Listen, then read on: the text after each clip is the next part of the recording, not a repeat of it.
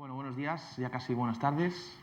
Intentaré condensar, sintetizar, reducir un poco el tiempo. Ya nos pasamos un poco, según me ha dicho Cristian. Y la verdad es que primero agradecerle, aunque se ha ido, y cuando te proponen hacer una charla o en unas jornadas con respecto al dolor crónico, la verdad es que te asaltan cantidad de dudas. Dudas porque dices, a ver cómo lo enfoco, cómo llego a la gente, cómo realmente intento explicar todas aquellas cosas que realmente nos interesan, lo que no nos interesa también cómo discriminarlo, y la verdad es que se hace bastante complicado. Pero bueno, me hizo reflexionar, me hizo pensar, muchas veces dicen, bueno, tienes que desaprender para aprender, y muchas veces lo aplicas en tu práctica clínica, ¿no? Porque al final el gran volumen de los que somos aquí me han dicho que somos todos fisios, compañeros, con lo cual somos principalmente clínicos, ¿no? Entonces, ¿cómo aplicamos realmente o cómo deducimos todo esto para aplicarlo a la parte clínica? De manera que el enfoque es dolor cervical, dolor crónico cervical. ¿Es lo mismo? ¿No es lo mismo? Una cosa es el dolor. El dolor es una percepción real. Depende de qué umbral sobrepaso o qué umbral tiene la persona para poder detectar el dolor. Depende de la temporalidad, de un tiempo. ¿Pasa a ser crónico simplemente porque ha pasado el tiempo? ¿Tiene memoria el dolor? ¿Es una percepción? Si hemos dicho que es una percepción, ¿tiene algún tipo de memoria? Me duele el tobillo, me duele el pie, me duelen las cervicales, tengo problema cervical y crónico. ¿Es una ilusión, por tanto, perceptiva? ¿Está en nuestro cerebro, por tanto? No lo sé.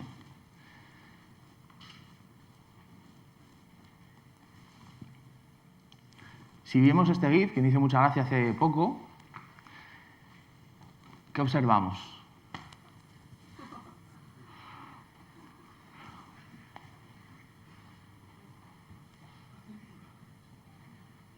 Bueno, entra un poco en bucle, porque es un GIF, lógicamente, pero lo que observamos principalmente es que la persona está atenta a esta mano, que es una mano artificial, no es terapia por espejo, o sea, esto en principio es una plancha que le limita la visión de su extremidad a la cual se está trabajando. Se le emite el mismo estímulo en esta mano y en la mano que no es suya, pero la atención la percibe directamente en la mano artificial. Viene un ataque con un tenedor, ¿vale? Y lo pincha, y el sujeto realiza una acción de retirada, ¿no? La otra mano no tiene ningún problema, con lo cual está focalizando toda su atención en la mano virtual y responde como tal. Con lo cual, ¿qué entendemos aquí? ¿O cómo podemos intentar entender esto? Intentamos proponernos una definición de dolor, una definición de dolor crónico. Con lo cual, es dolor que la persona sufre más allá del dolor agudo, como crónico, es súbito y puntual, como puede ser en el GIF anterior, es referente a lo que en ese momento refiere, como percepción, lo posee como algo suyo, porque en el fondo el dolor es de esa persona, lo sufre esa persona, lo siente esa persona, y con una temporización del mismo que a veces podemos considerar que es excesiva o que no es excesiva. Aquí depende de cada uno. Con lo cual, ¿cuándo consideramos que pasa de ser agudo a crónico? ¿Por un tema simplemente temporal? Pues no lo sé. Bien, como hablábamos, somos clínicos, la mayoría de los que estamos aquí. Y entonces ya sabemos del modelo lineal a nivel médico, en el que pasa por diferentes, desde el médico al especialista, rehabilitación, terapeuta recomendado, y pasa a ti, ¿no? Con lo cual, la existencia de pacientes vírgenes cada vez es menor. Ya es muy difícil ver un paciente virgen. Ha pasado por cantidad de profesionales para tratar de ese problema, ¿no? Te viene a ti y yo me pregunto, ¿qué le voy a hacer yo diferente que no le han hecho ya? ¿Qué le voy a ofrecer? ¿Por qué mi tratamiento va a ser más eficaz que otro? ¿El mío va a curar? pongo entre comillas curar porque en realidad no curamos. ¿Toco en ese momento? ¿No toco? Se nos asaltan cantidad de dudas, ¿no? Bien, todos sabemos que principalmente en la práctica clínica, en la evaluación clínica del paciente la podemos dividir en dos grandes sectores. Inicialmente la historia clínica. Antes, justamente ahora mismo nos hablaban de que era la parte que inicialmente se consideraba como más subjetiva y cada vez está siendo más objetiva. Bueno, hay matices en el que simplemente reconocemos todos aquellos, o esa amalgama de signos y síntomas que el paciente nos cuenta, que nos puede relatar, y establecemos aquellas banderas amarillas y banderas rojas. Ya entendemos que las banderas rojas consideramos que es todo el diagnóstico diferencial, y en las banderas amarillas siempre nos han introducido lo que es todos aquellos factores psicosociales, ¿no? Todos aquellos aspectos psicológicos que el paciente lleva, que ya nos trae. Yo añado el sesgo individual. ¿Por qué el sesgo individual? Porque en función, y quizás un día como hoy y como mañana lo veremos, ¿no? O lo estamos viendo cada día. ¿Cuántos de nosotros hemos ido a un curso viernes, sábado, domingo, lunes? Materia técnicas en el tratamiento específico del punto con una lenteja. Y el martes todos estamos poniendo lentejas a todos los pacientes. ¿Vale?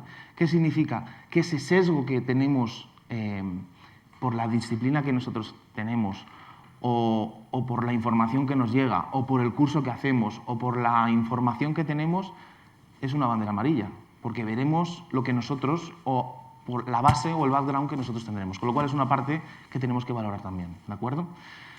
¿Dónde tenemos que hacer hincapié? Pues precisamente en la evolución de los conocimientos científicos que mejoren realmente esa impresión diagnóstica, que realmente nos den validez a aquello que inicialmente nosotros estamos de alguna manera consensuando o construyendo de cara al tratamiento con ese paciente.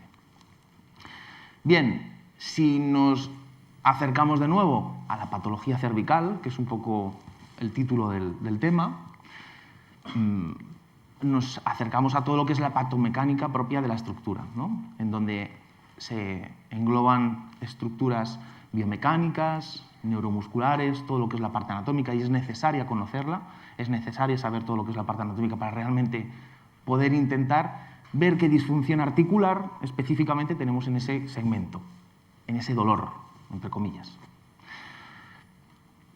También entender qué proporcionalidad hay entre lo que el paciente nos explica con respecto a su dolor y con respecto a la exploración que estamos teniendo nosotros.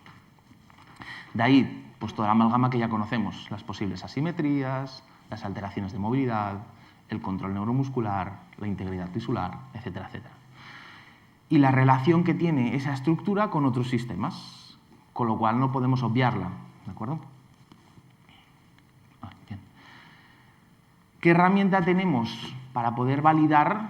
Porque en el fondo nosotros nos creamos una hipótesis clínica, es decir, cogemos ese conjunto de signos y síntomas, cogemos ese paciente, pasamos 1000 tests, hacemos una exploración subjetiva, una exploración clínica, etcétera, etcétera, pero creamos una hipótesis clínica. Esa hipótesis clínica, como todas las hipótesis, forma parte del razonamiento clínico. Razonamiento clínico que de alguna manera es el proceso dinámico, como defino aquí, o se define aquí, de toma de decisiones y desarrollo intuitivo necesario para poder validar una conjetura.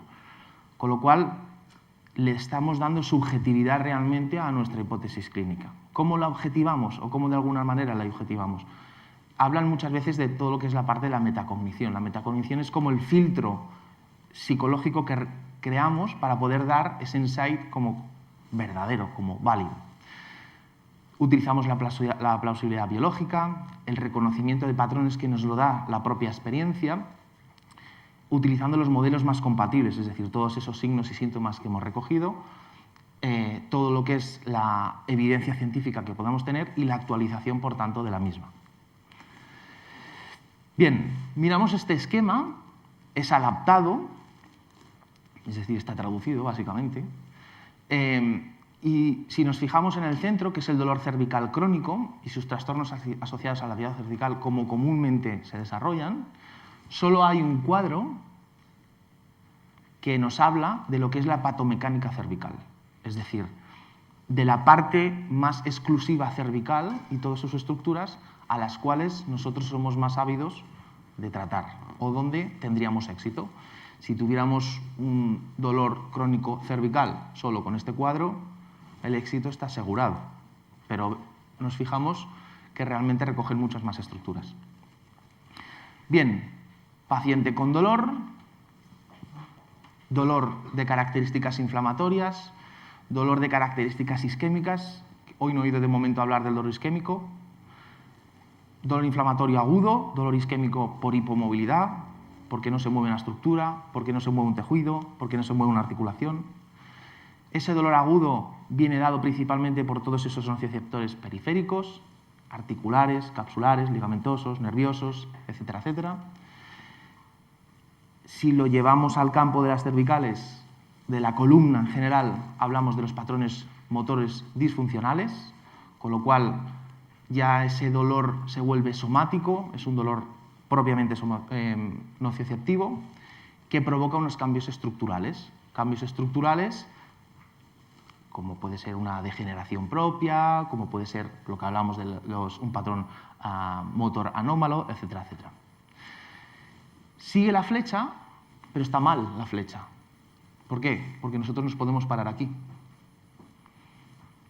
Esos cambios estructurales pueden dar lugar a una alteración axonal, pueden dar lugar a una pérdida en el tejido conjuntivo intrínseco del propio nervio, una inflamación propia neurogénica y la creación de factores sensibilizantes puede realmente degenerar el propio nervio y emitir inputs que no son correctos y pueden ser traducidos en forma de dolor. ¿Pero qué ocurre? Esto tiene un esquema temporal, pero no significa que tengamos un dolor nocioceptivo que nos dé un dolor neuropático, sino que podemos tener un dolor neuropático simplemente por afectación propia de las estructuras nerviosas y no tener un dolor nocioceptivo. Bien, dolor nocioceptivo, como bien hablábamos, no me extenderé porque en la primera antes lo han expuesto más concretamente, receptores nocioceptivos periféricos a través de las neuronas de primer orden y sus diferentes fibras llegan a la asta dorsal, no me entretendré, llegan a las neuronas de segundo orden, tercer orden, corteza, somatón sensorial. Y persiste el dolor, es decir, ha hecho todo ese circuito. Si ha hecho todo ese circuito, entendemos que no hay un mecanismo descendente que ha propiciado que en algún momento se corte, como podría ser simplemente a nivel medular. ¿De acuerdo? ¿Qué significa? Que si el dolor persiste y llega a nivel de la corteza somatosensorial, ¿qué es la corteza somatosensorial y qué es la neuromatriz individual? ¿Vale? Si entendemos que la neuromatriz individual es como una firma, una impronta, debido a que es una arquitectura sináptica, que es la responsable precisamente de todas aquellas respuestas motoras, responsable de todas aquellas conductas emocionales, comportamentales, sensoriales, incluida la percepción de dolor. ¿Qué significa? ¿Que es una percepción del dolor o que es una señal que la traduce en forma de dolor? Aquí es la gran duda. Todo ello, evidentemente, asociado a la experiencia personal de esa persona. Todo ello tiene una herencia genética y está sometida a cambios generados principalmente por la experiencia y por el propio aprendizaje. Por tanto, moldeable, adaptada a estímulos nocioceptivos, estímulos de dolor, cognitivos, emocionales, visuales e interpretación respuesta al estrés. Dejo el estrés, luego entraré. ¿Qué significa? Que en función de todo esto, en función de lo que nos entre, creamos una impronta, creamos una neuromatriz, creamos un matrix del dolor. Con lo cual, en función de la información que nos llegue, nosotros emitimos una respuesta. Y esa respuesta puede dar lugar al dolor. O puede ser interpretada como dolor, mejor dicho. Bien, resumiendo sobre el matrix. Si tenemos el circuito de dolor previamente activado a nivel nocioceptivo, hay cambios en la representación cortical, motora y sensitiva que nos darían la distorsión de los patrones de movimiento y sensibilidad. Sensibilidad traducida en hiper o hipoalgesia. Disminución de la tolerancia tisular al estrés mecánico, que significa que yo toco y duele más. he tocado y tengo más dolor a corto y a largo plazo. Con lo cual, se nos aborda una situación en la que decir, ¿toco? ¿No toco? ¿Por dónde voy? ¿Trato el dolor? ¿Trato la disfunción? Que significa que nos podemos encontrar un dolor sin ningún origen o fuente nocioceptiva, porque es realmente la neuromatrix individual la que nos está dando la percepción o el aviso de que hay un dolor.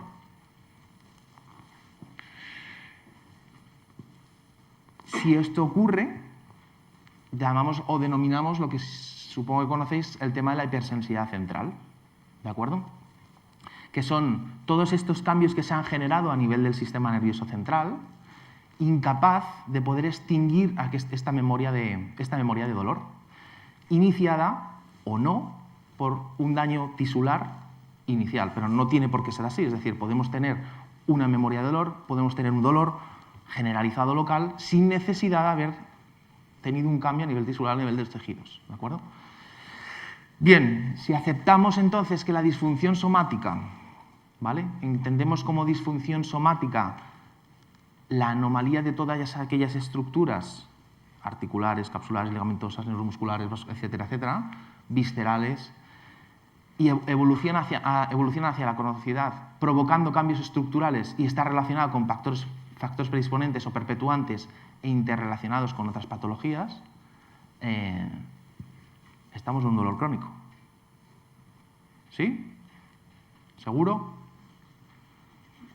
Bueno. ¿Por qué pongo esta tabla? Fijaros, en edades comprendidas entre 30 y 40 años, discos degenerados entre el 52 y el 68%. Inicio de la tabla, hallazgos asintomáticos. ¿Qué significa? Que si, bueno, nosotros estaremos entre 20 y 30, ¿no?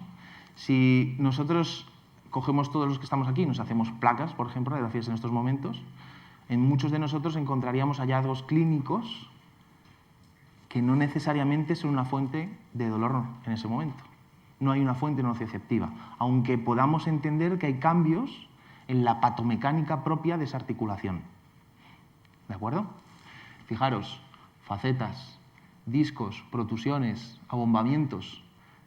Cogemos el rango de 30. ¿En qué porcentajes nos estamos moviendo?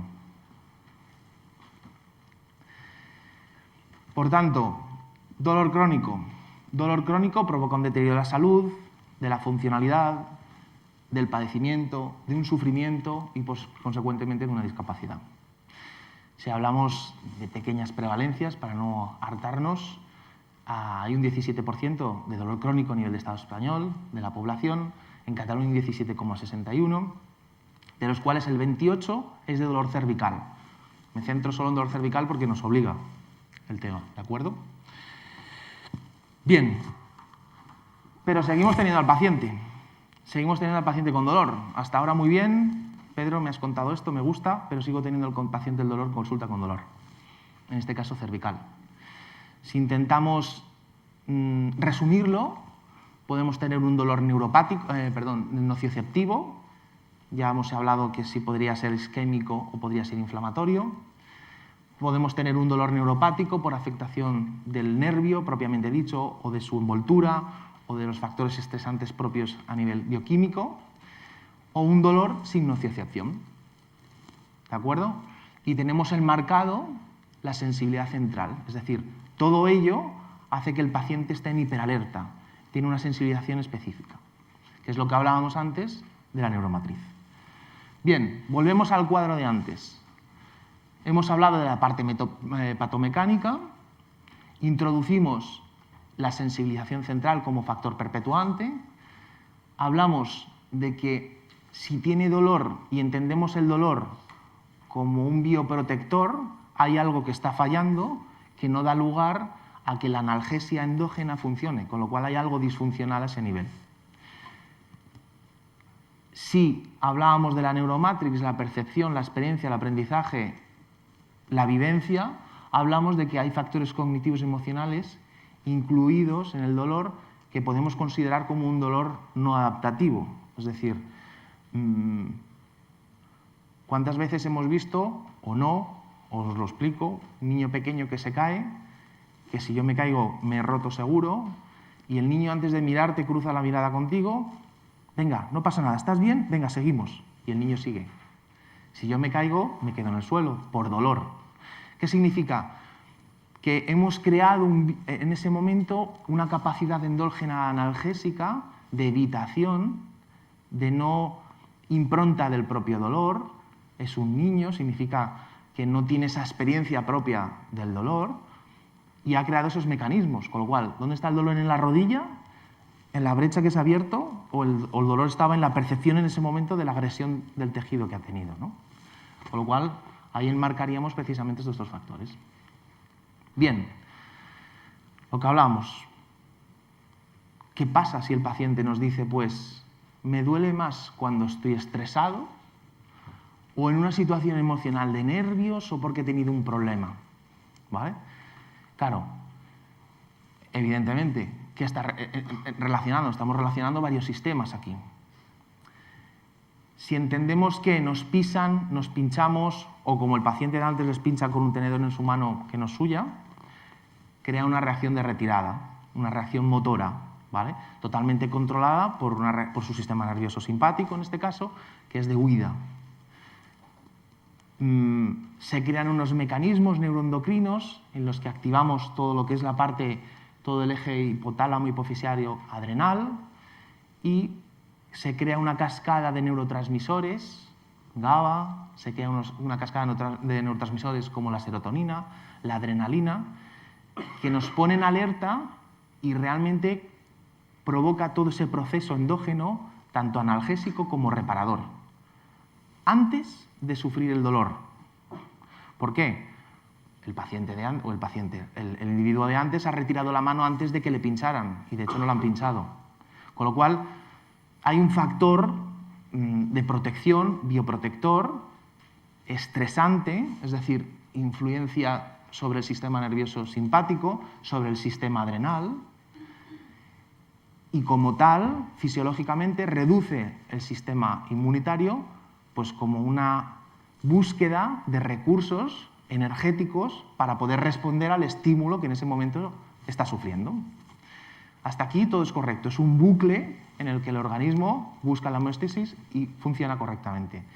En dolor crónico se sabe, o se deduce, podemos decir que este mecanismo precisamente inhibitorio hay un momento en el que falla. ¿Por qué? Porque hay una constancia del estímulo nocioceptivo, del estímulo de dolor o algo que lo está causando y entonces este sistema de estrés deja de funcionar. ¿Sí? Deja de funcionar precisamente debido a que es un sistema que reacciona frente a multitud de estímulos, no solo el nocioceptivo de dolor físico real de tejido, sino como hablábamos precisamente de todos aquellos aspectos cognitivos, de todos aquellos patrones conductuales, conflictos, etcétera, etcétera. ¿De acuerdo?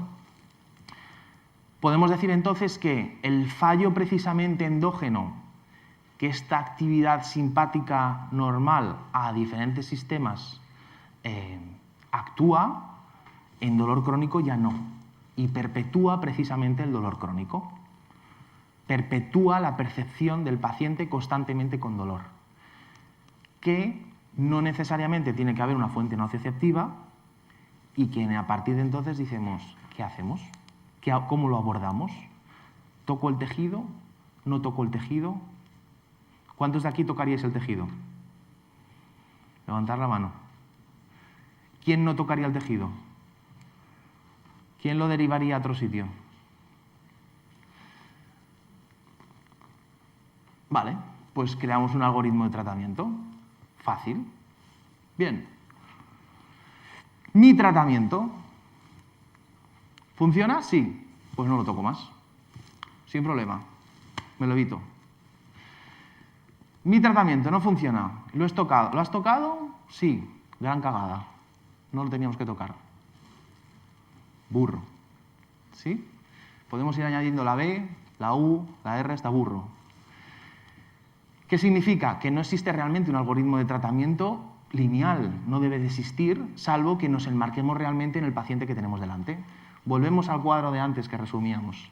Dolor cervical crónico, hacemos un paréntesis y quitamos el cervical, dolor crónico, ¿de acuerdo? De todas formas, este organigrama está diseñado, o lo diseñaron precisamente para todos los desórdenes o los trastornos secundarios o el latigado cervical. Hasta ahora hemos recogido precisamente todos estos factores, ¿sí? Estrés traumático, sensibilización, analgesia, factores cognitivos, respuesta disfuncional, control motor, y al principio hemos iniciado de que solo podríamos abordar o solo podríamos reconocer desde nuestra disciplina todo lo que es la parte propia o patomecánica. Bien, ¿cómo podemos ver si todos estos sistemas propios de inhibición del dolor, endógenos, que de alguna manera son bioprotectores, que de alguna manera intentan la homeostasis del propio cuerpo, a los cuales nosotros incluso no podemos influir, que no están funcionando, ¿cómo lo podemos detectar? Hemos dicho que hay factores en los que decimos, bueno, hay una sensibilización central, un factor predisponente. ¿Cómo podemos realmente enmarcar el paciente en ese momento en el que tenemos? Bien, ¿qué significa? ¿Existe una experiencia del dolor que consideramos que es proporcionada a la naturaleza de la lesión de la patología? Para ello tenemos que saber también qué proporcionalidad hay del dolor. Tú tienes este dolor, una escala, pero ¿es proporcional a lo que tienes? Si vamos a la tabla previa de las pruebas complementarias a nivel de radiológico de columna y te duelen las cervicales, vale, vaya protusión discal que tienes, ya está. Es insuficiente, porque ya hemos visto que puedes tener una protusión sin dolor, ¿vale? Con lo cual tenemos que conocer perfectamente este binomio, es decir, ¿es desproporcionado? Sí, no. No es desproporcionado, sí es desproporcionado. Con lo cual, esta desproporción, ¿existe una distribución difusa del dolor? Todos conocemos los patrones de dolor miofascial, dolor referido, dolor local, alodinias, disestesias, hiperalgesias. Todas responden normalmente a un patrón muy definido en el que, con esos criterios de inclusión, da lugar a nuestro pseudodiagnóstico y poder decir, es un dolor miofascial, lo trato como un dolor miofascial. Cuando esto no es así, porque conocemos los factores proporcionales y no desproporcionados, hablamos de que es un dolor difuso, es un dolor errático, es un dolor que realmente no concuerda con lo que previamente hemos explorado. Con lo cual, existe una sensibilización a elementos no relacionados con trastornos de carácter musculoesquelético. Me planteo la duda si realmente lo que he palpado, lo que he notado o las pruebas que me han dado son realmente la fuente del dolor crónico o del dolor de esta persona. Y si están relacionados o no con un carácter emocional, conductual, bioquímico o estrés. En definitiva, con todos aquellos aspectos biopsicosociales. Existen modelos de detección de la sensibilización central que no distan, se desarrollan principalmente a nivel experimental en nuestro campo y a nivel clínico en neurólogos, que son las típicas exploraciones de tacto, vibración, de todo lo que es la sensibilidad grosera, fina, epicrítica, etcétera, etcétera, que ya conocemos. Se estudia de que en función de estos hallazgos clínicos experimentales enmarcados en diferentes patologías, nos da lugar a perfiles sensoriales. Perfil sensorial X, estamos acostumbrados ¿a qué? A la fibromialgia, ¿de acuerdo? Entonces, pero ¿cuál es el problema? ¿Cuál creéis que es el error de esta frase a la cual yo he encontrado como error? Que podemos tener realmente una hipersensibilidad y encontrar precisamente esta elevación de la sensibilidad al frío, al dolor, que están totalmente relacionadas con el dolor neuropático y no es una sensibilización central, ¿vale? Con lo cual es una cosa que tenemos que tener en cuenta. Y por último, una de las técnicas también es un pequeño cuestionario, bueno, pequeño, son 40 ítems, en los cuales precisamente hace referencia a todos estos parámetros psicológicos, conductuales, experimentales, etcétera, etcétera, que si nos da una numeración concreta, pues estamos hablando o corroboramos realmente que hay una sensibilización central. ¿De acuerdo? Bien, si resumimos, paciente con dolor cervical crónico, en donde detectamos que hay una sensibilización central, porque hemos hecho una evaluación cualitativa y cuantitativa en este sentido, y ha sido abordado por otros pacientes, por otros terapeutas o incluso por mí mismo. Pero no tengo en cuenta ese terreno, tengo en cuenta el terreno de ¿va o no va?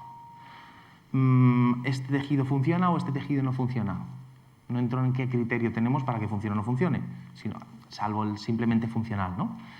Con lo cual, hasta ahora, ¿qué dicen?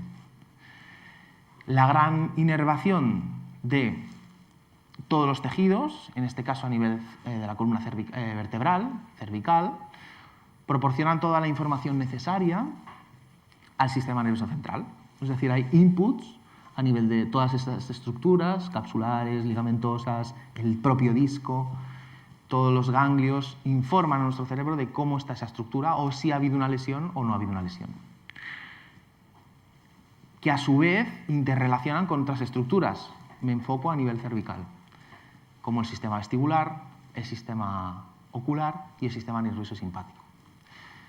De ahí, pues eso, las diferentes sintomatologías o signos que nos podemos encontrar en un paciente que acude simplemente por dolor cervical. Yo me hago una pregunta y es, bueno, una pregunta o una reflexión. En todo nos hablamos del sistema nervioso simpático, ¿vale?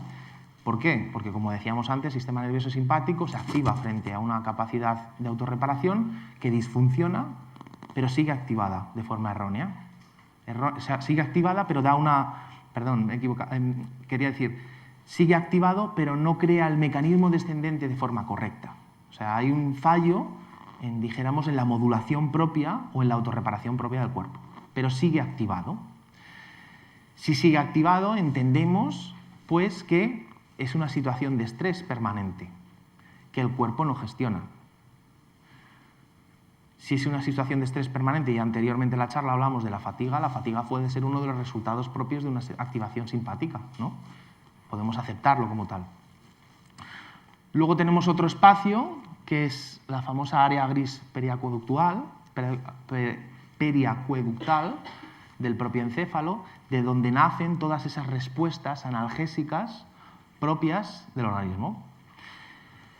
Se integran todos los estímulos y a través de ella nos crea una hipoalgesia o una analgesia de la estructura. Y hay cantidad de estudios a nivel manipulativo, a nivel vertebral, a nivel de tejidos, miofasciales, etcétera, etcétera, que realmente está demostrado que este sistema se pone en marcha. Pero yo lo que he leído hasta ahora, o lo que hemos visto, o lo que podemos comprobar, es que es muy a corto plazo. ¿Vale? No existe un largo plazo. Si no existe un largo plazo, o tenemos un paciente cada 3 meses, a nivel de agenda es genial. Pero a nivel real, para el paciente, pues, bueno, quizás el paciente también lo necesita, verte cada 3 meses. Y quizás tú tocar al paciente cada 3 meses y hacerle algo global no le va mal a él. Y entonces dices, bueno, éticamente, el tocarle cuando no veo esa necesidad, pero el paciente lo necesita, venga, me autoconvenzo y lo toco. Ahí has establecido un bucle de dependencia, entre comillas, física, que no estás tocando la disfunción somática o no estás tocando realmente la fuente nocioceptiva. Estás tocando al paciente. Y el paciente necesita que le toque. Y le estás cobrando. Entras en un conflicto permanente, ¿de acuerdo? En cualquier caso, también se atribuye a las manipulaciones o al tocar el tejido o la articulación a la modificación propia del ambiente bioquímico o del ambiente químico propio de la inflamación o la isquemia, por facilitación precisamente o la inhibición de estos nocioceptores periféricos, que se traducen en una mejora de la movilidad, que se traducen en una mejora del dolor y en la activación de nuevo del sistema nervioso simpático. ¿Qué significa? Que dices, bueno, simpático no funciona, le doy simpático de nuevo. Simpático no funciona, le doy simpático de nuevo. ¿Para qué? Pues precisamente para intentar estimular y crear esos mecanismos de descendentes que no están funcionando y siguen sin funcionar. Esta, creo que no me equivoco, es el resumen sintético realmente de lo que tiene nuestra acción manipulativa. Y es perfecta, porque funciona. Pero funciona si sabemos enmarcar realmente el perfil de paciente que tenemos. Si tenemos un paciente que se ha levantado por la mañana girado a la derecha, cervical, viene a consulta, hace el bucle de dolor agudo, manipulamos de cualquier manera como queramos la articulación, el tejido, el músculo, técnica X, técnica A, baja velocidad, alta velocidad. Si hablo de osteopatía hablaríamos de alta velocidad en mi caso, y funciona. Genial. Pero funciona ¿por qué? No nos olvidemos, porque estamos hablando de un tipo de dolor. ¿Qué quiero decir con esto? Que es muy importante que cuando hablamos de dolor crónico encasillamos al paciente como un dolor crónico, pero no porque tiene un dolor, sino porque hay una disfunción en todo su sistema.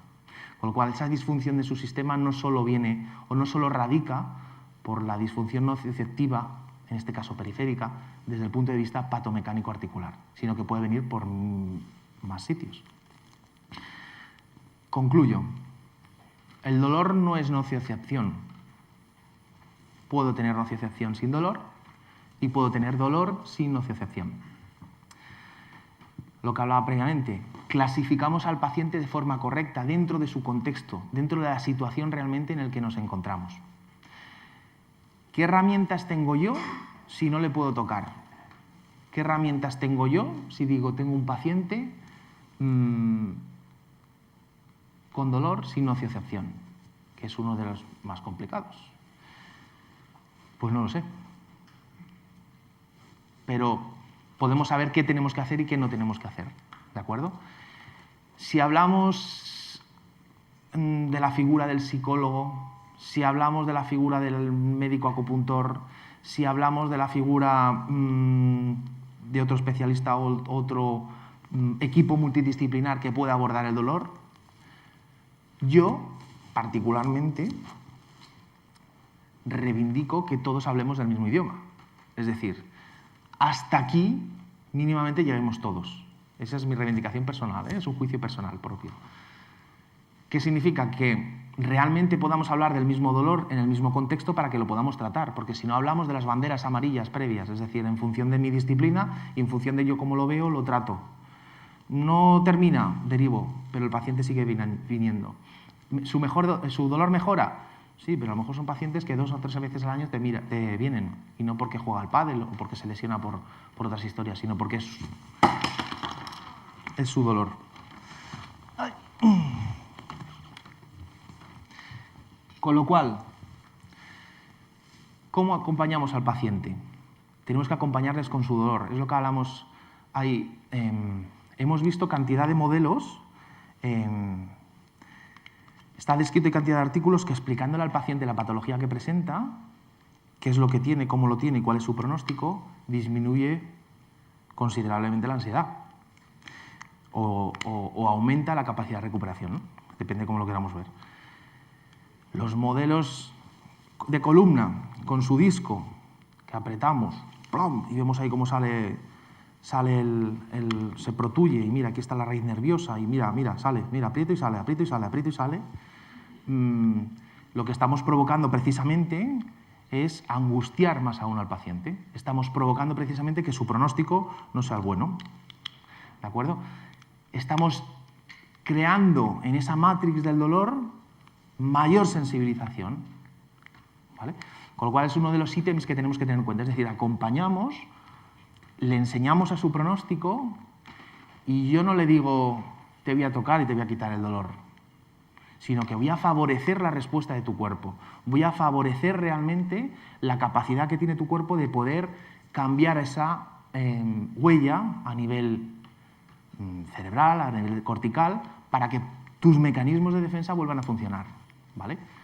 Puedes tener una fuente nocioceptiva real. Puedes tener un disco degenerado, o puedes tener una articulación, o puedes tener una fuente nocioceptiva que, llevada al tiempo, ha creado esa neuromatrix y que sigue estando esa fuente nocioceptiva. Tócala, y como no la toques será insuficiente también el tratamiento.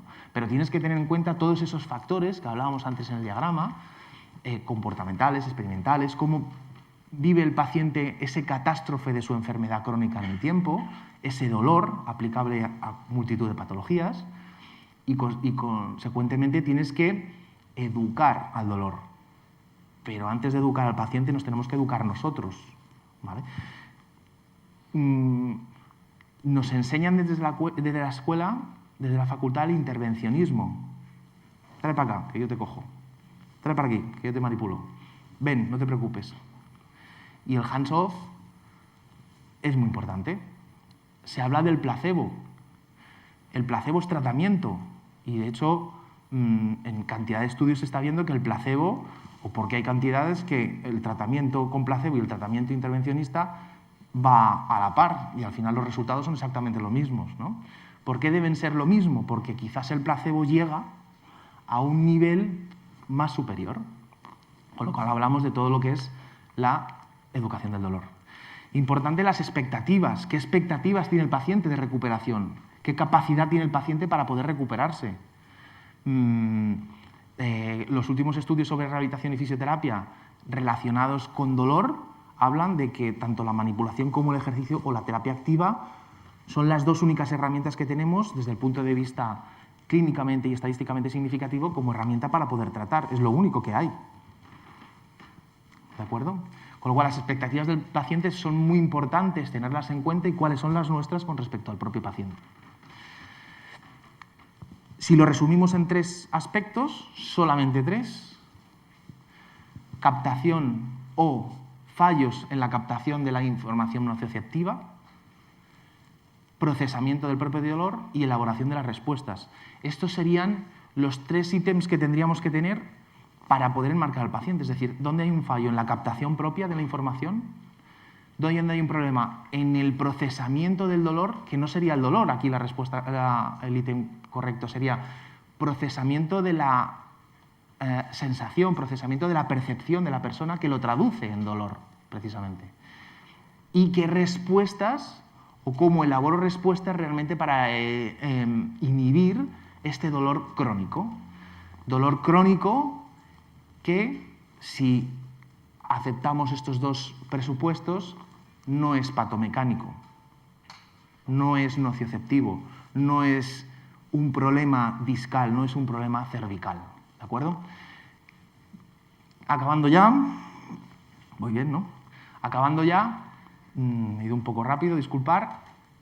Mi interés es que tengamos este marco conceptual del dolor crónico fuera de nuestra propia disciplina, y que sepamos desde nuestra propia disciplina cómo podemos llegar, ¿de acuerdo? Entendiendo que el dolor, como decía antes, no es solo nociocepción, y que el dolor no solo tiene una atribución propiamente mecánica, sino que en este caso enmarcado o intentándolo enmarcar en el dolor cervical, hablábamos de muchas otras estructuras, ¿de acuerdo? Muy bien, muchas gracias.